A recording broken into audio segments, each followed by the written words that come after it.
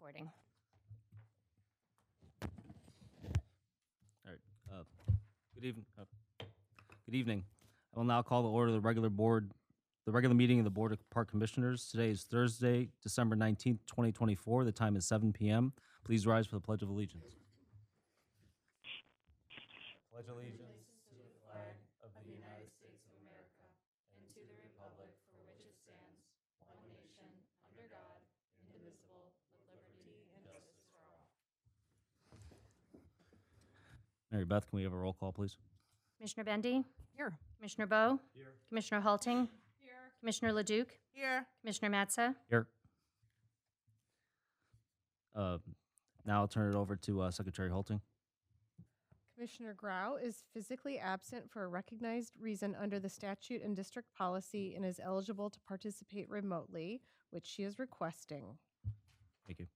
I will move to allow Commissioner Grau to participate by electronic means for the December 19th, 2024 regular board meeting and public hearings for a legally recognized reason. Can I have a second? Second. Any discussion? No? Mary Beth, you want to do a roll call, please? Commissioner Bowe? Yes. Commissioner Halting? Yes. Commissioner Leduc? Aye. Commissioner Matza? Yes. Commissioner Bendy? Yes. Thank you very much. President Grau, can you hear us? Yes, thank you. All right. Welcome to the meeting. Thanks. All right. Is there anyone who would like to amend, add, or delete an item from the current agenda? Seeing none. Are there any public comments? There's no public, so we'll move on. We'll move on to the first public hearing. Park Board will now recess the regular meeting and conduct a public hearing for the issuance of general obligation limited tax park bonds in the amount of $1,740,000 for the payment of land condemned or purchased for parks, for the building, maintaining, improving, or protecting of the same, and the existing land and facilities of the district, and for the payment of expenses incident thereto. All persons desiring to be heard will now have an opportunity to present written or oral testimony with respect to the issuance of bonds. First, are there any written or oral comments from the commissioners? Seeing none.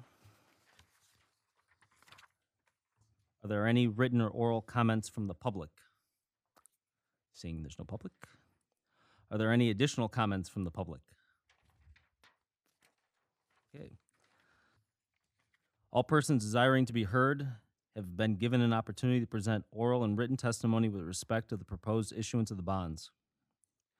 So I will move to adjourn the Bond Issuance Notification Act public hearing of the Board of Park Commissioners for the issuance of general obligation limited tax park bonds and reconvene the regular board meeting.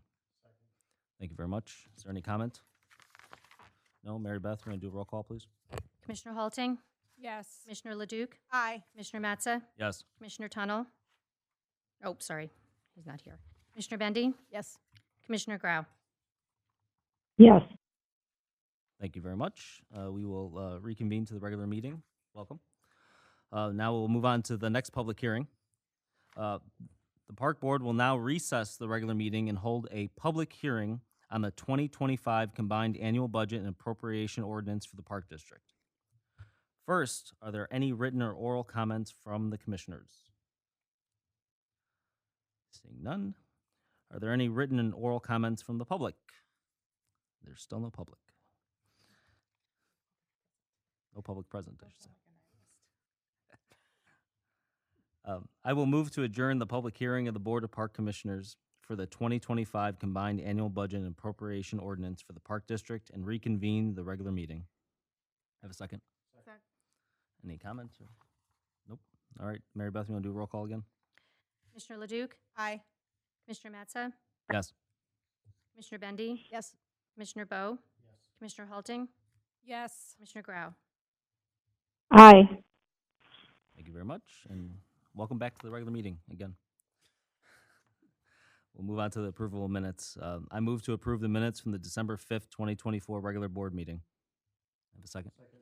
Are there any discussion about the minutes or any corrections? No? All right. All in favor of approving the minutes, say aye. Aye. Aye. Any opposed? All right, the minutes are approved. All right, we'll move on to report of park officials. President Grau, do you have any report for us? No, thank you. All right, thank you very much. Attorney, District Attorney, do you have any report for the board? All right, well, thank you very much. All right, we'll turn it over to the Executive Director. Thank you. Good evening. The Park District is preparing for the holidays over the last month. We have one more holiday event scheduled for this Saturday, which is Swim with Santa at the Centennial Fitness Center indoor pool. We've had some great events thus far with the Stars Luncheon over at the Country Club a couple weeks back, the Santa Trail a couple weekends ago, and we also had Santa Letters. There's been a lot going on in the Park District. We've been really festive this year. I know that when Superintendent Wolf talks, he'll talk more about outdoor ice, but we already had some days of outdoor ice already, even though it was limited. We did have a few dates, which was great. And then South Park project is coming along. Unfortunately, we're unable to get the asphalt done this year in the parking lot of the trails due to the fact that the asphalt plants have closed with the frost on the ground. Staff worked to patch some of the potholes in the parking lot, and we'll continue moving forward on the project. But progress is going on there, and Terry will speak more about that later. Oakton is moving along very smoothly, although temporary walls have been up, and we're working interior. There's a couple updates that Terry will also speak about earlier on today, but the project is moving along. Good news is, we'll get more into it, we did receive a response from IDOT, so more to come there. Also, as we are talking about winter events, we're also thinking about spring and summer. We've had some conversations already with School District 64 regarding space for summer camp. So we're working on our summer camp brochure. They'll go out next month and have families ready to register for this upcoming summer. But besides that, staff is taking days off the next couple of weeks for the holidays. So there will be staff out of the office, but each office will be covered. So wishing you, the board, and their families, and all the staff for everything they do, thank you, and a happy holidays and a happy new year. So thank you so much. Are there any questions for the Executive Director? No? All right, we'll move on to Marketing and Public Relations Director Holler. Good evening. My report is on page 7. I was just going to highlight that it's brochure palooza time, where we work on multiple brochures at the same time. So we're working on both camp and spring with the rec department. As John mentioned, the camp brochure goes out at the end of January, and then the spring brochure is right after that at the end of February. Otherwise, we are busy, but nothing really to highlight in the report, so I'm happy to take any questions. Thank you. Oh, I just had one comment, Director Holler.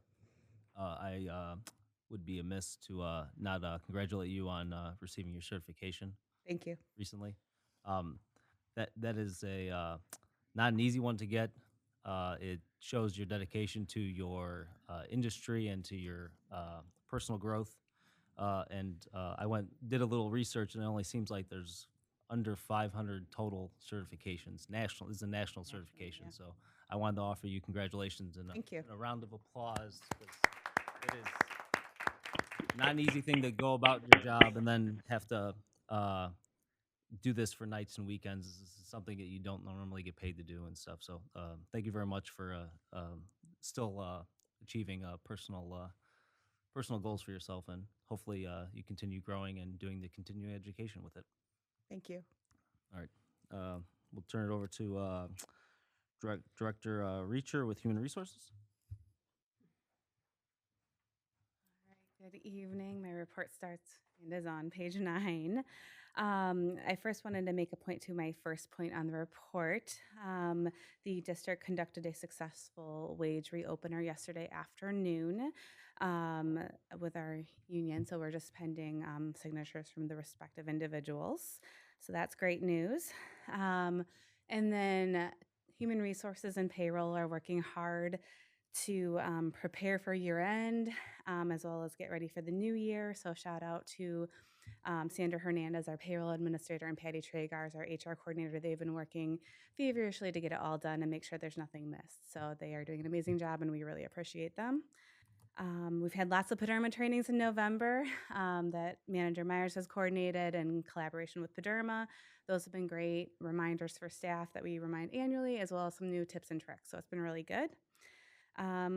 Payroll's finalizing all of the part-time merit increases in the system, so it's ready to go for January 1, it's here. So that's been a lot of work, and staff has done a great job with that. And then we rolled out our full-time evaluation process for the 2024 performance year. So employees right now are working on their self-evaluations and goals, and then their supervisors will start to work on their evaluations and meet and chat and coach on how they've been doing and goals and development for the future. And that should finish up around mid-February or so. And I'd be happy to answer any questions. Okay, thank you. Thank you very much. We're going to move on to finance, and I'll turn it over to Commissioner Bendy. Thank you. Let's turn it over to Superintendent Larson. Hello. My report begins on page 10. And as I mentioned in the very first line, as the 2025 budget season ends, so begins the audit season.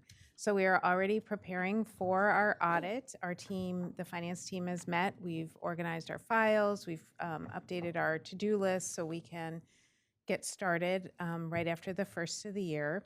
There's a lot of moving parts to this, but it usually goes very smoothly. Our auditors will be here at the end of January for 1 day of field work, and that's where they do their initial testing. And then they will come back at the end of February for 3 days to a week, and that's when they do more in-depth testing. So that's kind of our goal is to have the audit field work done by the end of February, and then I start working with the auditors on creating the final report. So we're very excited to get the process started. I actually really enjoyed the audit, even though it's a little crazy. It's fun. It's great looking back at the year and gives us a good perspective as we move into the new year. I also wanted to mention, it's not on the report, but we did file the 2024 tax levy. It's been filed and accepted with the county. By accepted, it means that we've done all we need to do documentation-wise. About halfway through the year, they review it and will let us know if there are any changes that they need. So it's there. Yay. I can sleep at night. So that's finished. If you have any questions about my report, I'm happy to answer them. Any questions? No? All right. Motion. I move to approve the payment of expenditures in the total amount of $3,637,179.34. Second. Thank you. Questions or comments? No? All right, let's get a roll call. Thank you. Commissioner Bowe? Yes. Commissioner Halting? Yes. Commissioner Leduc? Aye. Commissioner Matza? Yes. Commissioner Bendy? Yes. Commissioner Grau? Aye. All right. Second motion. I move to adopt ordinance number 24-9, the combined annual budget and appropriation ordinance of the Park Ridge Park District, Cook County, Illinois, for the fiscal year beginning January 1st, 2025 and ending December 31st, 2025. Second. Okay. Karen, anything there? Sure. So I did include a brief memo that starts on page 26, and this just lays out a few of the changes we've made since you reviewed the tentative ordinance. So the first one is that we did move $175,000 of property tax revenue from the liability fund to the IMRF fund, and we discussed that at a prior meeting. The other thing we changed is we increased the appropriation amount for inclusion services within the handicap tax levy fund from 10% to 15%. So all of the other funds have an appropriation amount of 10% over budget. We increased this to 15% because it's very difficult to budget for inclusion services because we don't know what services are going to be requested each year. And we just felt like we wanted just a little more coverage for our budget. Just to give you an example, in 2022, the actual amount was $34,000. In 2023, it was $59,000. And this year, our year-end estimate is $110,000. So some of that is due to increased participation, but it's also just people are asking more for services. So I don't know if it'll go down or stay in a similar ballpark next year, but that's why we made that increase. And the final thing I wanted to highlight was that we're moving some capital projects. These are projects that have already been budgeted and approved in prior years. We were hoping to get them done at the end of 2024, but they will bleed into the next year. It's very common for capital. And how I view it is we've got two buckets, right? We've got 2 years, we've got two buckets. So this is going from the year-end estimate bucket into the capital budget for next year.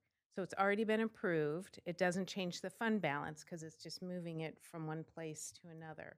But for transparency and accuracy, so that in 2025, when you look at the capital budget reports, you've got a full sense of what is expected in there. We wanted to make you aware of what we're moving into the capital budget of for 2025.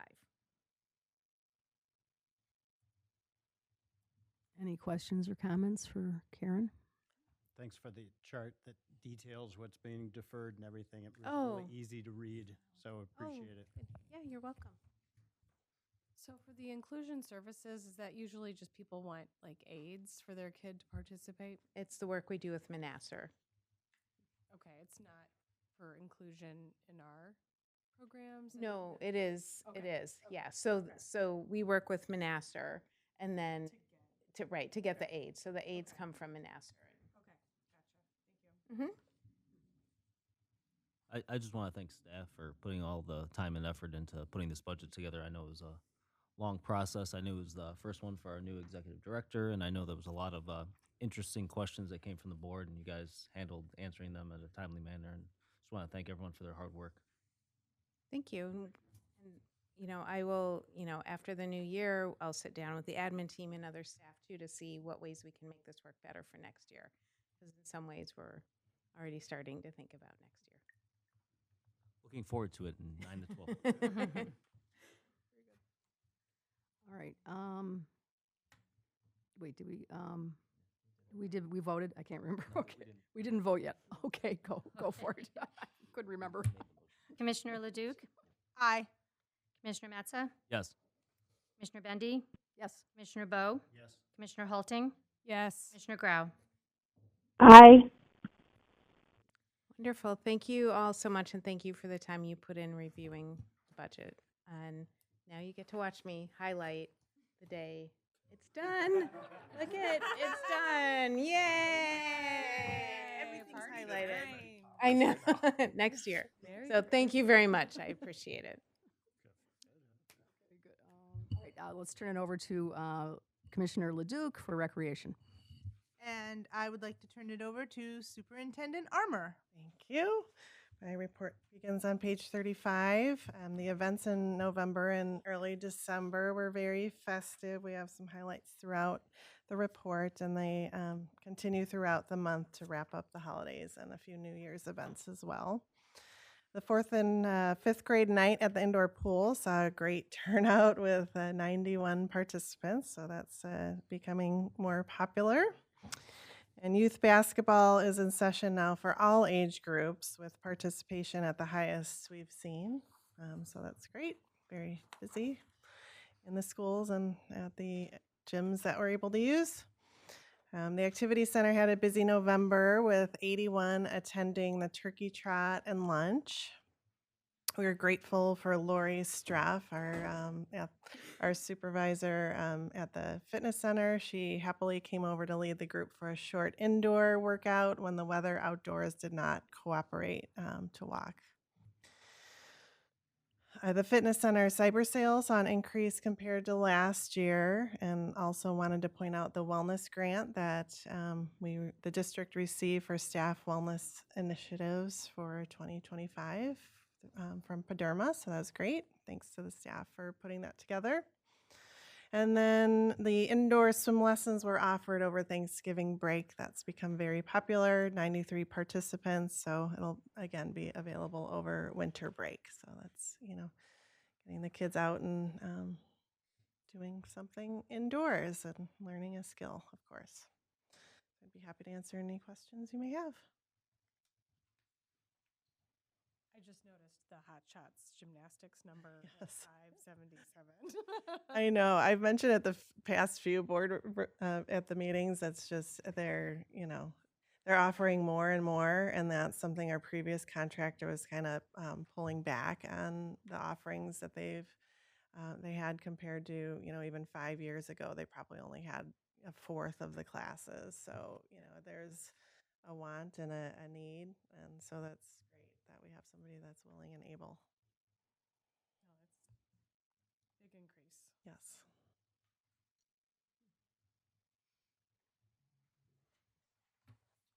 All right. Anybody have any questions or comments for our fabulous superintendent? No? Thank you. Seeing none, I will pass it on to Commissioner Bo for Buildings and Grounds. Thank you, and I'll pass it over to Superintendent Wolf. Thank you. My report does begin on page 42. I do want to cover a few highlights and updates that have occurred since the time that this report came out, or just with additional detail. So, as Executive Director Shea alluded to earlier, we did hear back from IDOT. I do have some information in my report about that, but just to clarify in general, we have had a year-long wait, waiting to hear back from IDOT with very, very little communication. The little bit of communication that we have had indicated that they might be seeking a left turn lane for those that are heading east on Oakton. We have heard now that that is not going to be required, but however, they would like a deceleration or right turn lane for those that are heading west on Oakton. So while we do have the space available on the property, this obviously has a cost implication. It was something that we hadn't really heard anything about until now. Our understanding is that that the reason that they're requesting this is because it just barely, on a few peak events, gets over a capacity threshold. And so we're just not even sure that they're necessarily looking at that properly.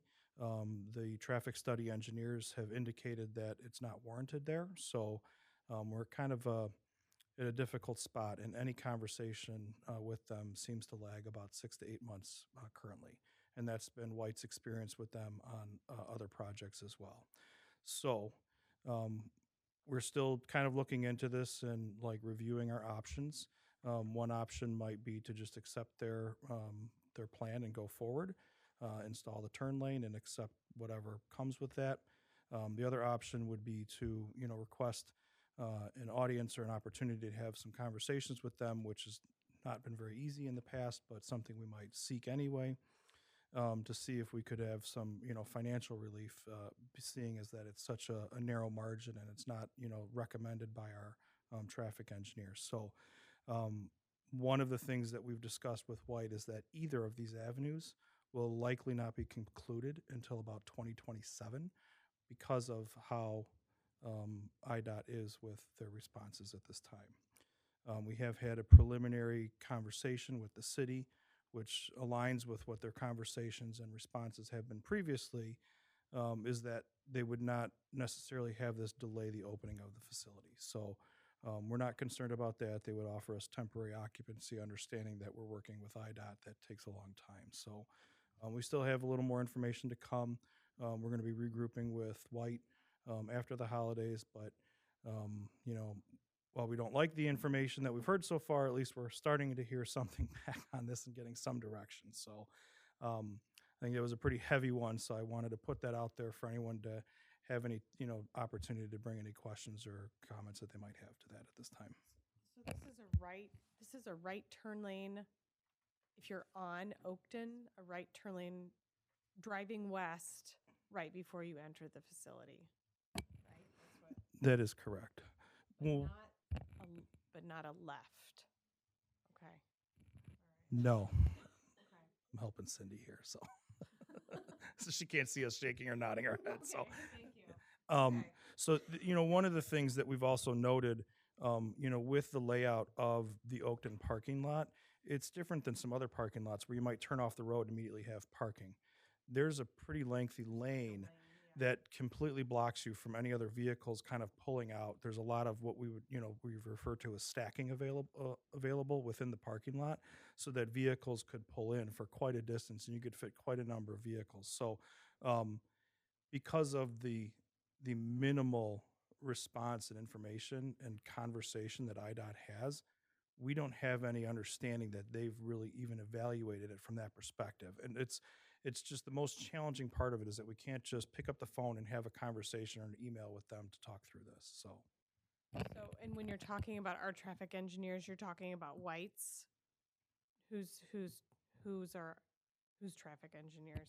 So we've hired KLOA, yes, and they work independently from White and make recommendations, but then work with White on that design once it's come together. So Has this been elevated to any like state elected officials, or would that help at all? Yeah. not yet, and maybe. Murphy is a- Yeah, I know so the park does that option is on our radar for sure. As I mentioned, we are anticipating a meeting with White to further discuss and look at some of these options after the new year, and then we might consider that. With White, they were gonna put this, they're designing to like a program to analyze it, and they wanted to send it to IDOT first.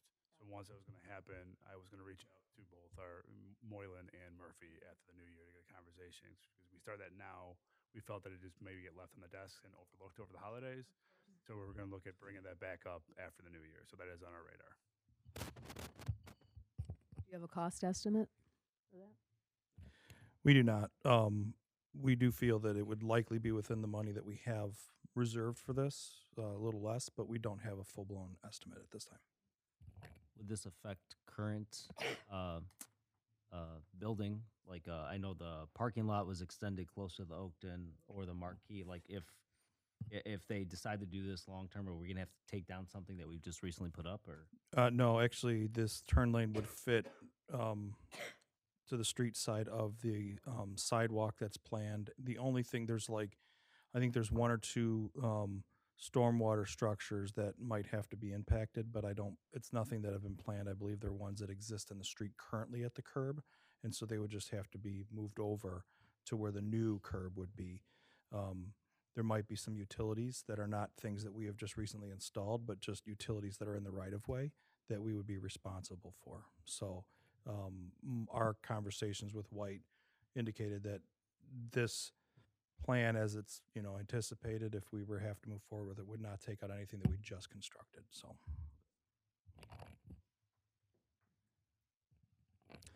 okay. If nothing else on the IDOT, we did also have a bid opening this week for 2 items at Oakton. We had a phase 2 for the roofing there, which was to redo the roofing and skylights over the existing ice arena, which we've discussed and looked at during tours and things over the last several months, and talked about that being on our radar. That bid did come in on target, and we will likely be giving White notice to proceed with that amount. The driving range, which the rebid of the driving range, much anticipated, came in quite a bit over budget.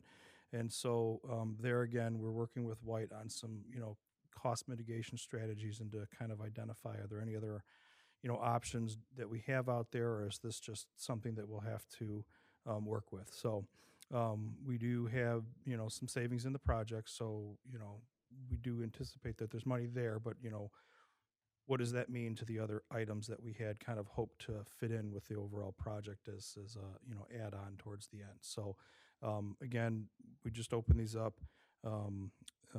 the other day, and so we're kind of looking at these still and kind of reviewing. So we're going to regroup with them after the holidays on that as well, and kind of see where we're going. So, but those are just the fun updates with Oakton. Obviously, as John mentioned, everything else is moving along well, and we're absolutely on target for August of 2025 with everything else, aside from, the IDOT, which we got word from the city on that we would be able to open without that. So any questions about Oakton? How big was the polls over budget? So we originally had $2 million in the budget. Mhm. With the first bid we opened up was at about 2.5. This last one opened up at $3.3 million. So We still have the polls up there. the we polls still are use- not currently up there. They've been taken They down. have been taken down. If you may recall, during this process, since the last one, White did go back and complete a trajectory study. And so one of the things that had happened was that the recommendation was that several of those poles increased to 150 feet. That additional height has a lot of steel, which also impacts the amount of foundations we need in the ground. But we do know that those heights with like PGA level person out there with a driver is going to have a hard time getting over the top of that. So it's like it's at that height. Like we can, with the amount of activities and things that we're planning in that park, we felt like having that looked at and designed for safety was the right and appropriate thing to do. Those safety measures and things that we've made changes to are what have a direct impact on this increased cost. So The one thing I do want to say, though, to Commissioner Benny's question, was the steel poles are on the former east side of the driving range are going to be reused on the west side. So those are being reused. Before, it was all at lower height, but those poles are being reused. What's the estimated life expectancy of the metal poles? Maybe the ones that are on the west and also the ones that are the proposed ones. You know, I don't know that offhand. I would guess that it's probably in the 50-year range plus, but I don't know that number from a fact point of that I've researched that fact. I'm just estimating based on other things that I'm familiar with. So I can find that number. Do they have to be steel? They do not have to be steel, but you cannot get wood poles that tall. So because they also go into the ground many, many feet, like 15, 20 feet. And how much taller are the poles, the old poles versus how tall you want the new ones to be? So the new ones along the, you know, it's at such an angle. The ones that are closer to the building and protecting that tree grove in the building and parking lot are going to be 50 foot taller than what they currently are. And what's the life expectancy of a wooden pole? Is it much less? It's again, it's a I don't know that number offhand. I know have researched that in the past. And I know that 20 in the past. Yeah, I've mentioned I feel like it could be 20 plus, but I the ones at Hinckley are much older, and so you know, for the light poles there, and we just had those tested for structural integrity before we did that project a handful of years ago. So we only replaced the ones that weren't necessary. The other ones had plenty of life left in them. So I could, again, I'll look back into the answer of that. But wood poles are not an option for us at this location for this use. So, And the driving range is expected to open when? Prior to this, we were anticipating next year, hopefully May, probably July. With this, it might cause us to try to relook at a few things, and you know, that was going to be our best case, that we were hoping to have it next year, provided that the city was going to allow us to utilize the parking lot and have access to that during construction. So there was a couple of what ifs in there, but we have not had anything advertised that it would be open, that I'm aware of, that it would be opened any earlier than the rest of the project. And since that's opening in August, you know, it might have been the end of the year or even the following season. So. Can you get creative with netting? You know, as opposed to how tall these things are. We are being as creative as we can with this. And again, I mean, those are all, I appreciate those great suggestions, and those are the kind of continued conversations that we're having with White. In fact, we shared a couple of emails today, just kind of, you know, excuse the term, but spitballing on some ideas that they could, you know, think about and bring to the engineers and talk through. So we'll be continuing that process.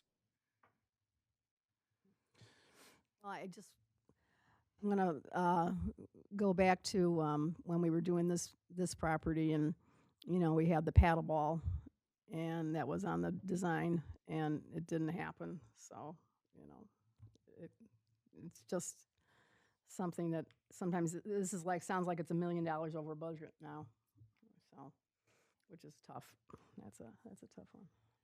It is tough, and I think, you know, one of the things that we'll be doing is looking at, you know, this, and while this particular area and segment of the project is over that segment's budget, you know, we're going to be looking at the overall Oakton project budget to see how that fits in, because we understand what our dollars are available outside of that project. So, yep.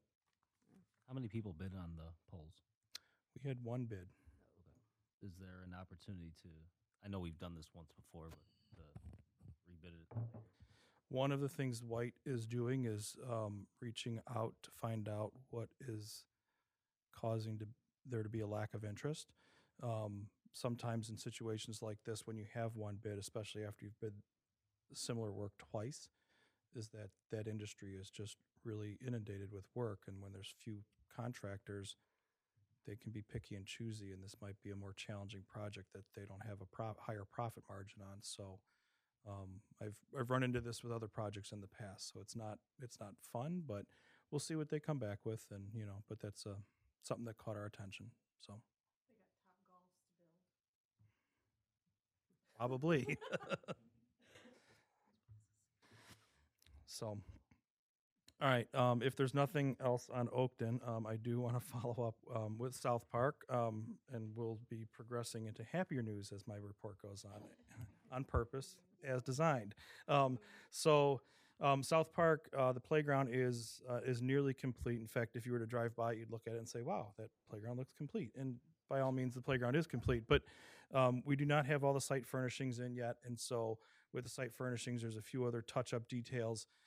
We felt like instead of pushing to get the fence taken down and then causing the contractor to come back and install these site furnishings while there's kids possibly trying to, play on the new playground and the weather and everything else, we wanted to make sure they had everything done and installed before we took that construction fencing down, just so there was no, issues there. So it'll likely be early in January, which is exactly when everybody wants to go out and visit their new playground. So, well, I'm sure we'll have fanfare and let everybody know about it. But that is moving along, and everything else is still progressing where it can. So everything's going well with that. So hot cocoa for that ribbon cutting. Yeah, I don't know if we really want to do ribbon cutting in the middle of winter, but maybe we'll wait till the whole project's done so we can celebrate the rest of it. I do want to, bring up briefly on my board report, I do talk about sustainability social media posts. We did mention that there would be lighting upgrades. We had a last minute pull on that one because the playground wasn't opening.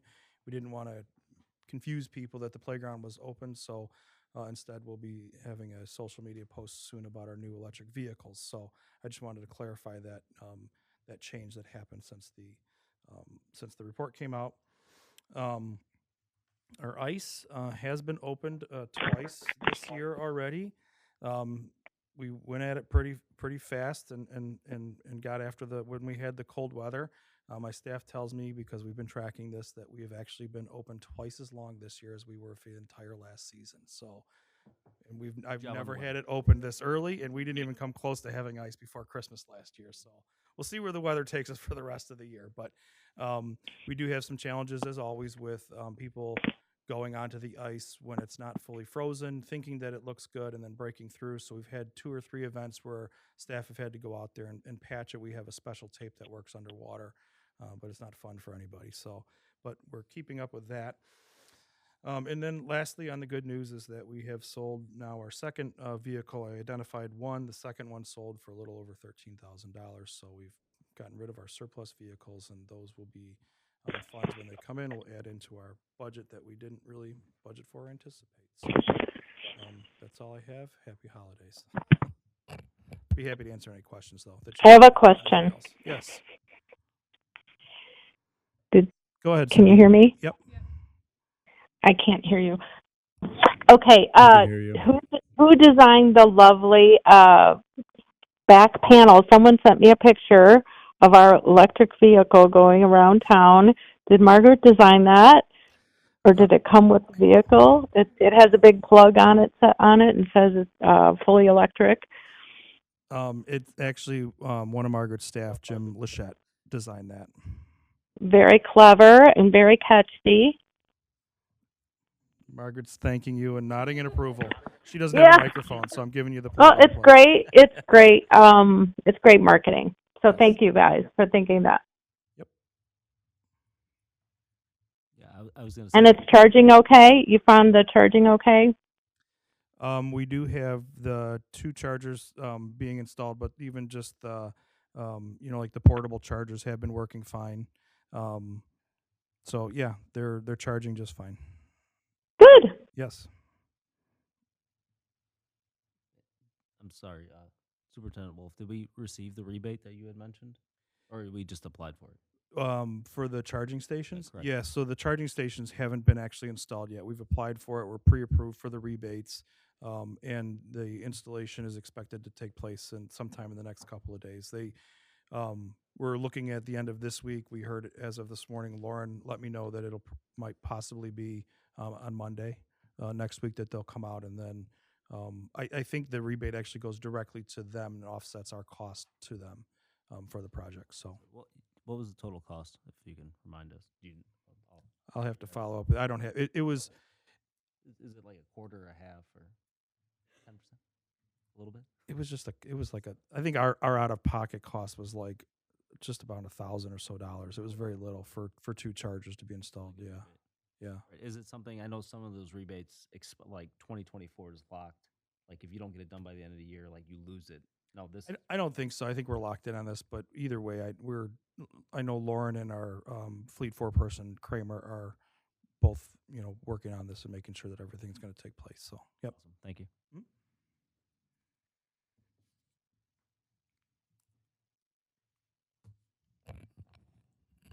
Nothing else, then I'll pass it over to Commissioner Matza. Thank you very much. We have 2 administrative policy manual amendments tonight. I'll start by reading the first. I move to approve the amended hours of operation, section 3.165 as presented. Have a second?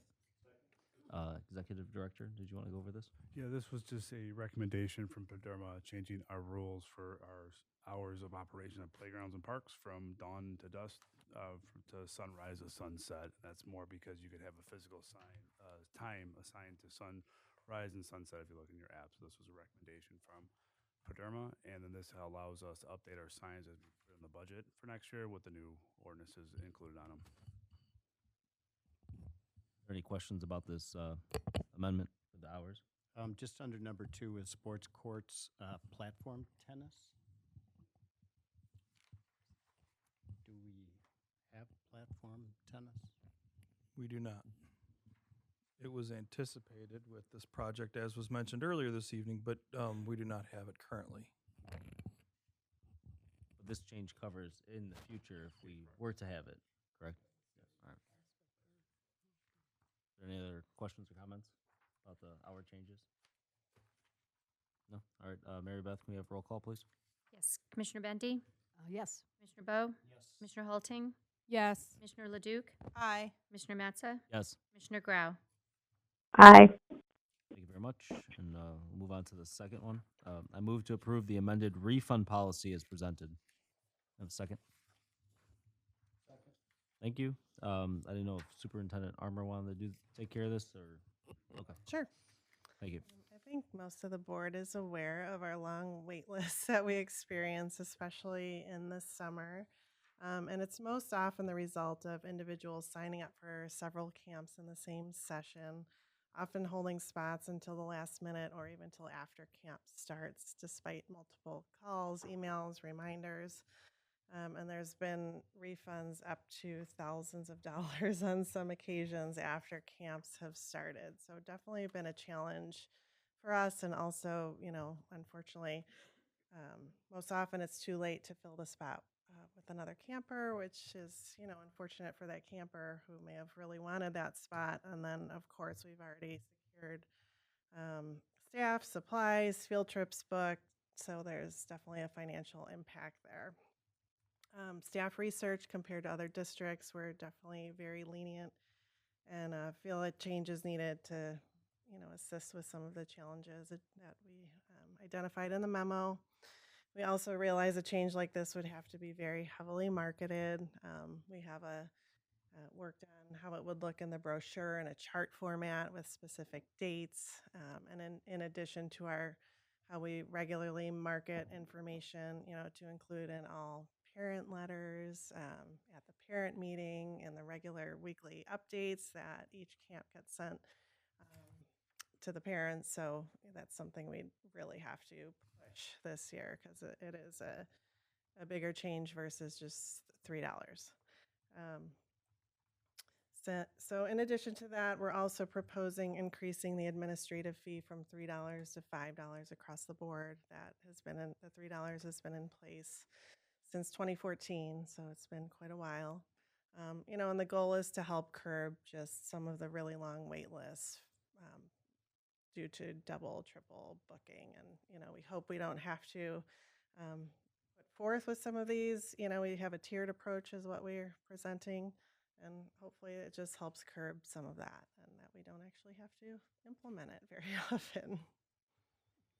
So that's the summary. And, the policy changes are identified and track changes, and then you'd see on page 54 what how the new policy would appear.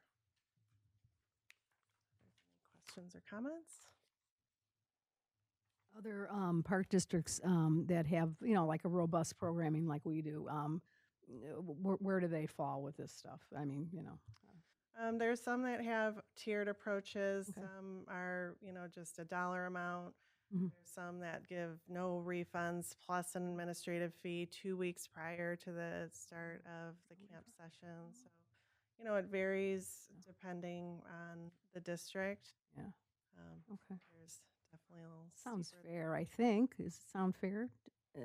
Seems like a fair, reasonable request. I don't know. I'm not, I don't, sign up for anything like that. That would require a refund, so, or change my mind, but, I don't know.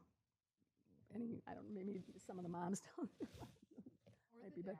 Yeah, or the dad. I don't know. Yeah, it's totally reasonable, and it ultimately benefits people with kids because you're getting those people off the wait list. I mean, people should decide before the week before camp. I mean, everybody knows we have wait lists, and this will give an added incentive for people to, get organized about it. So it seemed completely reasonable to me. I mean, I think this could be something that a lot of parents are pretty happy about, actually, when they're trying to figure out their summer schedules. I definitely know when my kids were younger, I would have been happy to have some of those wait lists a little more cleared out. Yeah. And this is introduced to help staff also with ramping up and making sure that we're properly. The worst thing is have a bunch of camps sign up and have this one family pull out, and then we're overstaffed and whatever else. So some of this comes from a staff side of setting up so we're not running around at the last minute or having to call a bunch of people on a wait list that really wouldn't be there in the first place. I know last year when I was treasurer, I had made a comment to Superintendent Larson more than once about the refund that was coming back to some of these families was thousands of dollars. And I'm like, how did we owe this much money to one family? It's like, well, there's 3 kids, 5 camps, and they pulled out of 4. And I'm like, why? Like, it didn't make a lot of sense. So I'm good with the change. It's not set up to nickel and dime families and try to make some money. It's to incentivize keeping the wait lists down and setting up staff. So I appreciate the time you guys spent on this, and I think the tiered approach is probably the best. Give them the opportunity within reason to, as long as it lines up with what D64's, I think we talked about, or someone had mentioned, like 207 and D64 also run their Worlds of Wonder and some of the camps out of Maine South. And as long as families all have that opportunity to see which one they want before they make the choice and have ample time to pull out or to stick their kids in, then I think it's more than reasonable. And we're keeping up with other park districts and knowing that we haven't updated this in a decade. I mean, inflation alone hasn't even kept up with what we're doing. It's the small little thing just to incentivize those families to make those choices sooner rather than later. So thank you very much for the time on this. Worlds of Wonder registration is like March? I'm forgetting. I don't It's remember. after ours. I think it's going to be a week or 2 after ours Okay. this year. So That gives it's- them time. we've like- asked them Yeah. the past few years to try and push it up because we hear that from parents, like we're signing up and we're holding till Worlds of Wonder comes out. So next year they're hopefully going to align with ours. Okay. They're just a little Yeah. bit behind this Just year. don't have registration the same morning Oh, God. because they're both, as my husband used to say, like getting Radiohead tickets.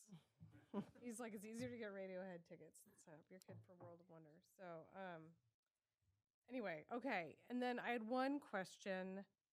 So, illness can be an excuse for canceling a class, but not for the one-day programs and pool passes. I was like, the changes, like I saw that illness was removed. as an excuse for the one-day classes and programs, outdoor swimming pool passes, memberships, and facility rentals. Which, that all makes sense, except maybe the one-day classes. Yeah, well, programs. sometimes it's the day of and we've already paid for supplies or, Got it, or a okay. trip or, so those are, we usually pay in advance for the one-day classes. So unfortunately, when we've already paid out for that type of activity.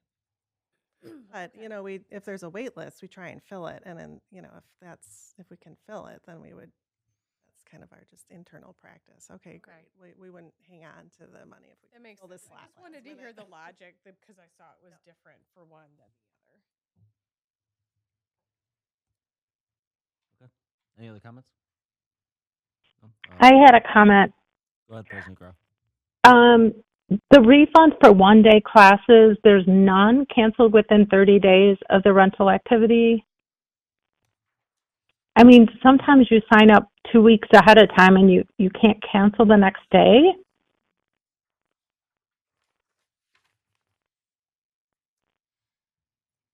Are you talking about the rental, Cindy? One-day classes, programs, outdoor swimming pool passes, memberships, 53. So I don't know if I'm taking it out of context of the whole thing.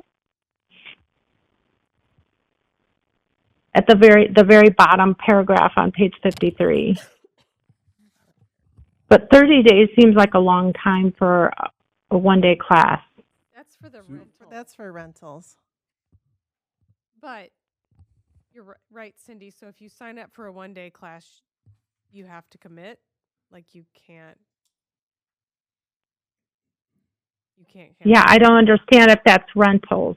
If it's rentals, why does it say one-day classes?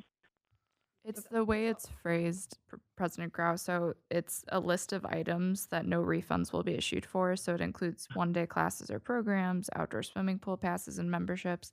And the last item in that list is facility rentals canceled within 30 days. Oh, okay. It's yeah. All right, I get it now. I guess maybe we could clarify that 30 days only of the rental activity. Never mind. I'm on painkillers, so my brain's a little foggy. Thank you. I was like, how that can't be. They wouldn't want to do that. It's good to clarify it now in public, so especially the painkiller part. Yeah, thank you. If there are no other comments, But am I understanding right that if you sign up for a one-day class or one-day program, like you're committed, even if it's like 2 months ahead of time? At that point, we can usually fill the spot. Okay. But it's, Okay.